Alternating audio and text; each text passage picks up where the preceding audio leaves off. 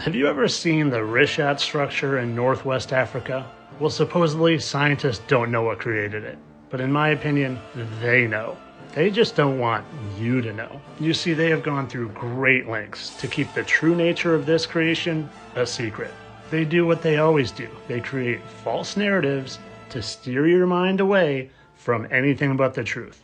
But I have the truth. But before I give you the evidence-backed truth about it, let's look and see what they say about it. Attention, because it shows a structure that looks like a massive eye sitting in the middle of the Sahara Desert.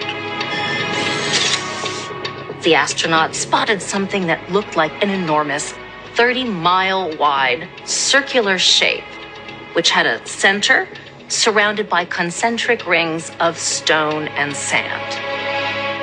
And it looked just like a giant eye from all the way up in space. Hence, it came to be known as the Eye of the Sahara. More than 50 years after the Eye of the Sahara was revealed to the world, it remains a fascinating enigma and a striking sight to behold. Locals call it the Kalb al-Rishat, or while the Eye of the Sahara continues to puzzle experts.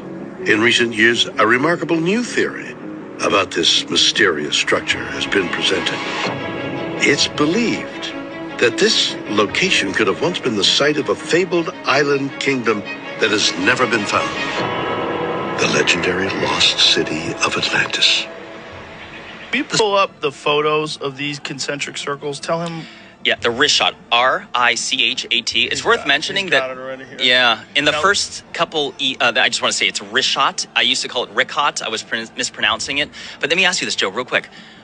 When you saw my video, was that the very first time you had ever seen this thing before? Yeah. That's the thing. So many. When I first saw this, I was like, what the fuck is that? By the way, you see that white? All those white blemishes? Uh-huh. That's salt. This was under the ocean, and people... Let me just say, you mentioned Randall Carlson and Graham Hancock. I love them. And I know for sure that they don't particularly think this is the site for a few different reasons.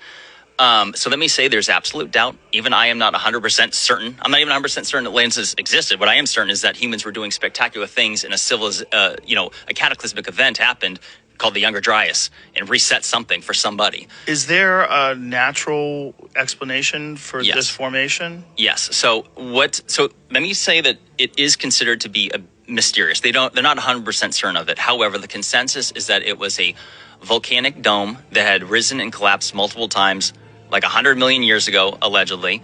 I say allegedly, I'm not necessarily disagreeing with that. I'm just saying I would like to know where sometimes they get these figures from. Like, explain to me why it was 100 million years ago and not 99 or 98. Map it, just type in, even if you went to Mauritania, so you can see this from space. Astronauts use it as a locator, and they weren't really familiar or aware of it until the Gemini missions in the early 1960s. So if you just go to Google Earth, you'll be able to find this quite quickly. It stands out. And it's why they call it the Eye of Africa or the Eye of the Sahara. Now, if you're familiar with my channel at all, you know how I like to tell you that they tell us the truth right in plain sight. And they keep calling this the Eye of the Sahara. I wonder why that would be. Well, I'm going to do a little zoom out for you here of this structure. And then I'm going to show you a few things. Keep that part right in mind. It kind of looks like something here to me. I can't quite place it. But when you compare it to the eye of an alligator, it looks quite similar. And again, when you compare the inner part in the concentric circles, it looks awfully similar to a bird's eye. But I don't think this is a giant petrified bird. Oh no, I think it's a giant petrified dragon. And I'm going to show you evidence of that. First, I want to just point out, this is from the actual map. So we have its eye here, full eye. And if you follow along here, you can see the curvature of a giant, half-covered, petrified dragon. It looks an awful lot like this, to be honest, even with the curved mouth part here. And I'm going to show you a scene from The Hobbit that I think is literally taken right from this dragon. To me, there is an uncanny resemblance to how they bury this dragon in gold and what that dragon looks like in Africa. Here's the dragon in Africa with its eye, And it looks like obviously there's been erosion and it's been buried from a flood and mud. And here's the Hobbit video. Looks pretty similar because they literally like to tell us things right in the movies. And to me, that's no coincidence. Like I said, they'll go to every extent to keep you from knowing the true nature of the place you live. They want you in your little knowledge bubble and not breaking free.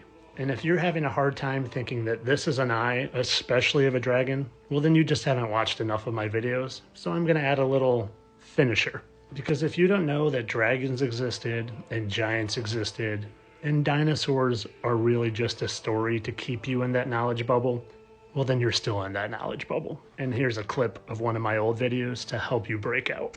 Let's first take a look at what the 1946 dictionaries used to say. Dragons, now rare. Let's see what Alexa has to say about this. Alexa, how many dragon fossils have been found in the United States? The number of dragon fossils found in the United States is limited.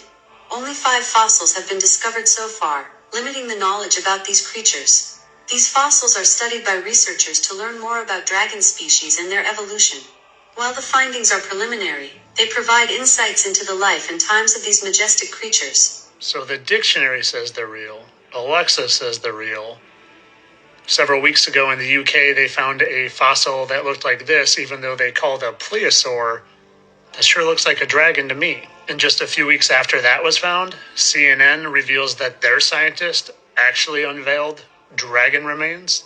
Not to mention how they're part of the Chinese zodiac with all real animals, and how there are over 30 verses in the Bible that reference dragons, and how my friend Lori sent me this amazing 1922